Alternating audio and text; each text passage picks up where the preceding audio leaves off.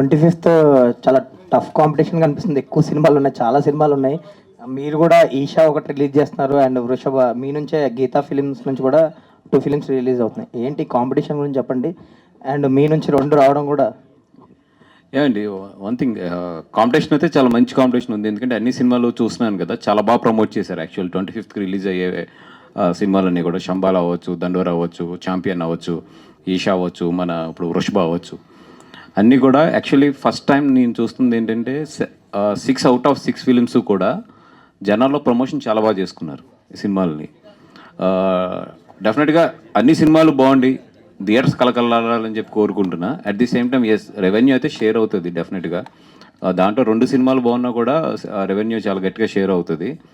But అలాగని చూస్తే next ఫర్దర్గా కూడా డేట్స్ కూడా ఎక్కడ లేవు. వృషభ అంటే because of it is Malayalam, Kannada, Telugu, Hindi కాబట్టి దాని డేట్ చేంజ్ చేయలేము. మిగతా తెలుగు ఫిలిమ్స్కి వచ్చినప్పటికీ ఏంటంటే సిచ్యువేషన్ అట్లా వచ్చింది. బికాజ్ నెక్స్ట్ పొంగల్ ఉన్నాయి, అక్కడ కూడా అన్ని పెద్ద సినిమాలు ఉన్నాయి. అక్కడ నియర్లీ పొంగల్లో కూడా 9 ఫిలిమ్స్ రిలీజ్ అవుతున్నట్టు ఉన్నాయి ఈ ఇయర్. సో హెవీ కాంపిటీషన్ ఉంది. బట్ డెఫినెట్లీ ఏ సినిమా బాగుంటే ఆ సినిమా అయితే ఎదురుకెళ్తుంది.